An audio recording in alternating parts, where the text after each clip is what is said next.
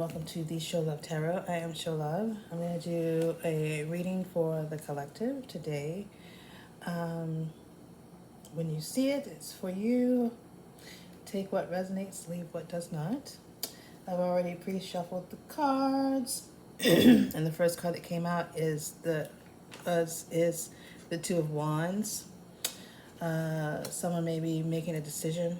Someone may be making a decision, going within to make this decision. Someone has been trying to decide which way to go, possibly regarding one's stability or a home situation, property. The next card that came out was the Four of Wands in reverse. There's some stability there, so perhaps you or someone you know is having to make a decision regarding a home, property, some type of stability that's in challenge, has been challenged. Someone's stability is being challenged. The card that came out after the Four of Wands is the Death card. So something is definitely coming to an end. Something is complete. Someone is done. Someone is like, I'm over it. I'm over this situation. I'm over this housing situation. I'm over this stability. I'm going to make a decision. I'm going to make this decision that is best for me. Okay? Maybe you're making a decision that's best for you. Someone needs to make a decision that's best for them.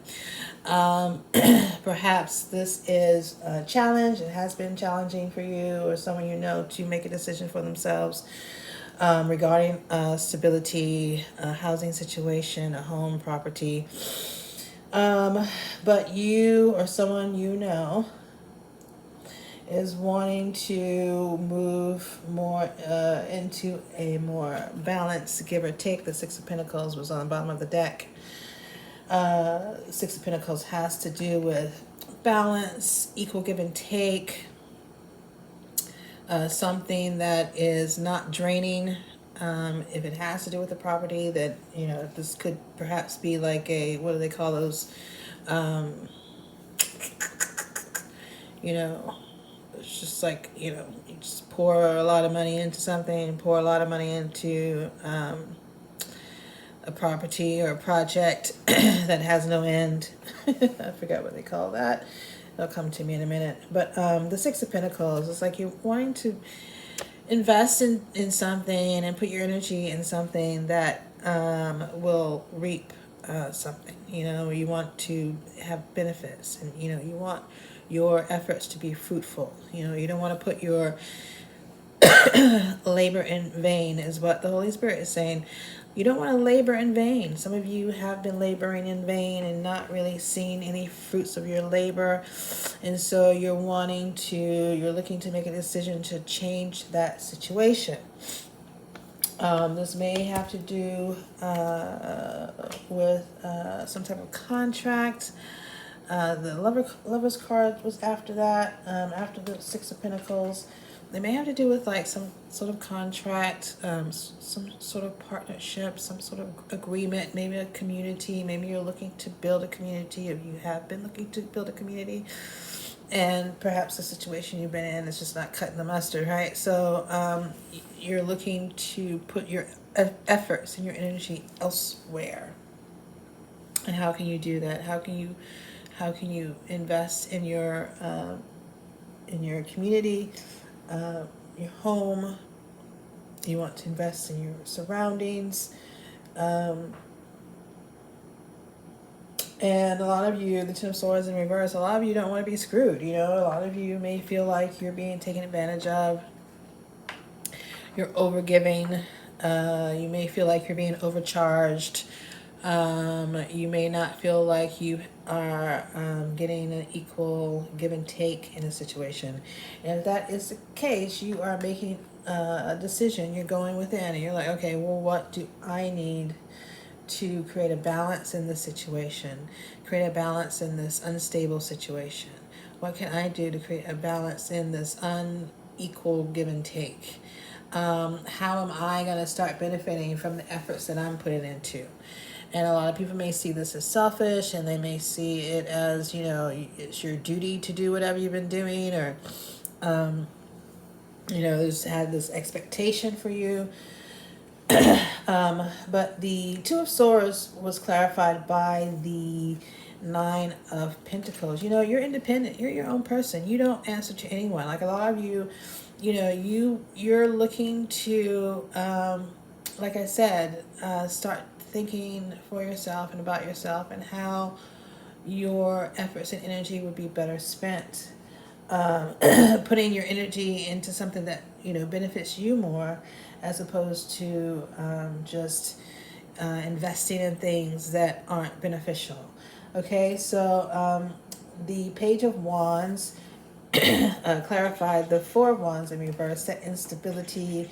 I see that it's up to you to take the action. Like no one's going to come and save you or rescue you or give you any direction. Like it has to come with you. Only you know what is best for you. So take some time out to try to figure that out, as opposed to being told or expected to do a certain thing. Okay, so the Death card was clarified by the Three of Cups. Three of Cups is very celebratory. It's very communal. It's very community. It's very, uplifting. It's very encouraging. A lot of you are looking to find your tribe, your group, your community, somewhere you can fit in, and somewhere you feel valued, and a place that you feel like your efforts and your gifts and your talents are valued, and people celebrate you. You want to feel celebrated and not just expected, and not be given any type of attaboy or attagirl, you know what I mean? Not people not feeling grateful or not feeling that you're valued. Okay, so that is coming to an end. That once you make a decision to start putting yourself first and start valuing yourself, that's when people will start celebrating you. But you have to celebrate yourself first, okay? And so the Five of Wands, is that it? The Five of Wands was in reverse. Five of Wands has to do with some conflict, but I feel like this conflict is like an inner conflict. A lot of you are like looking for your purpose. You're looking for your place in this world, and you're looking to have like some sort of guidance, but that has to come within. So for a lot of you, maybe like developing a meditation practice. If you don't have a practice of tuning in and looking in and taking inventory of like your emotional, mental, and spiritual state, and having a spiritual practice, I feel like that is that will benefit a lot of you watching. If you can develop something that will connect you to something deeper and not just like superficial stuff.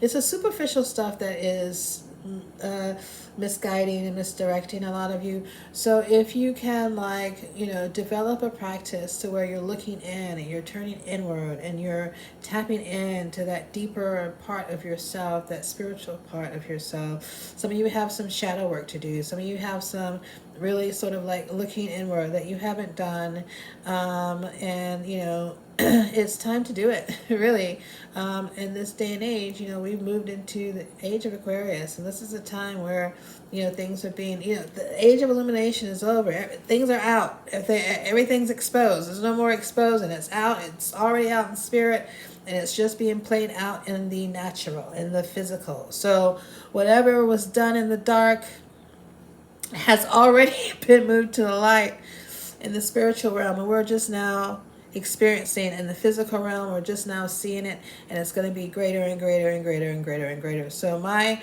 advice to many of you is to keep your nose clean your nose, and make amends, and for the most part just do your inner work, and you get that stability. Sometimes people are looking outside of themselves for validation, or being prideful, and just stuck in the superficial or the materialistic world.